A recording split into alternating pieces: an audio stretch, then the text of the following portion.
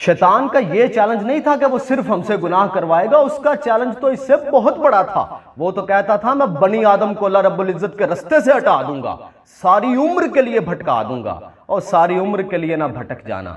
अल्लाह रब्बुल इज्जत की जात अपने बंदे से फरमाती है, कुल या इबादी अल्लज़ीना असरफू अला अनफुसिहिम ला तक़नतु मिन रहमतिल्लाह। ऐ मेरे बंदो, तुमसे गुनाह होंगे लेकिन एक बड़ा गुनाह ना करना, एक बड़ा इसराफ ना करना, मेरी रहमत से मायूस ना होना, तुम पलट आना। तुम पलट आओगे तो मैं पलट आऊंगा, तुम एक कदम बढ़ाओगे मैं दो कदम बढ़ाऊंगा, तुम चल के आओगे मैं दौड़ के आऊंगा। अल्लाह रब्बुल इज्जत की जात को अपनी तरफ पलटने वाले लोग बड़े ही पसंद है। रसूलुल्लाह सल्लल्लाहु अलैहि वसल्लम ने दुआ की, या अल्लाह दो उम्र हैं, दोनों में से एक उम्र मुझे दे दे। दोनों ही ताकतवर थे, पर्सनालिटी, ग्रज, एटीट्यूड, बारोब शख्सियतें, लेकिन अल्लाह रब्बुल इज्जत की जात ने दुआ को कबूल फरमाया। उमर बिन खत्ताब को एक्सेप्ट किया और दूसरे को रिजेक्ट कर दिया। पता है उमर बिन खत्ताब को क्यों एक्सेप्ट किया था और दूसरे को क्यों रिजेक्ट कर दिया था? जब आप दोनों का पर्सनालिटी एनालिसिस करते हैं तो आपको एक चीज समझ आएगी। उमर बिन खत्ताब रजी अल्लाह तआला अन्हु की पर्सनालिटी के अंदर एक चीज डोमिनेंट थी और वो थी पलटना। क्या करने आए थे भला, लेकिन कुरान सुना तो पलट गए। आप कबूल इस्लाम का वाकया पढ़े, कबूल इस्लाम के बाद के उस वाकये को देखें। एक दफा सैयदना बिलाल हबशी से कह दिया, ए गुलाम ज़ादे।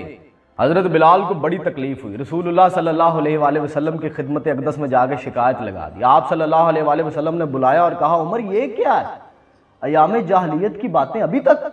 इस बात पे हजरत उमर को इतना रंज हुआ, इतनी तकलीफ हुई, इतना रोए, बाहर निकल के आपने अपना रुखसार जमीन पर रख दिया और हजरत बिलाल से कहा, इस शरीफ ज़ादे को सजा दे, इसने तुझे कहा क्या है। जबकि दूसरी तरफ देखें उस उमर की तरफ, उसमें इतनी अना, इतना गरूर और इतना तकब्बुर था कि जब वो कत्ल होने लगा ना आइवन के, तब भी उसने कहा कि जरा मेरी गर्दन को नीचे से करके जुदा करना ताकि पता लगे ये सरदार कुरैश का सारा है। उसमें पलटने वाला कोई आंसर नहीं था। कुरान तो उसने भी सुना हुआ था लेकिन वो नहीं था पलटता, उसमें तकब्बुर बड़ा था, गरूर बड़ा था, खानदानी वजाहत, अनात, तमर्रुद बेहद था।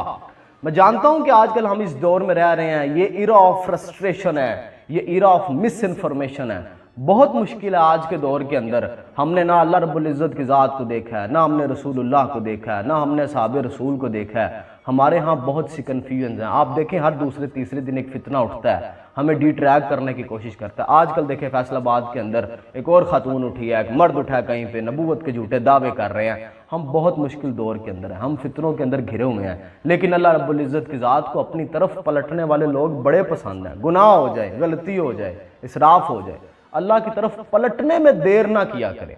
जितनी जल्दी हो सके अल्लाह रब्बुल इज्जत की ज़ात की तरफ पलट जाया करें, और गुनाह हो जाए फौरन माफ़ी मांगा करें, उसके ऊपर अकड़ना नहीं चाहिए।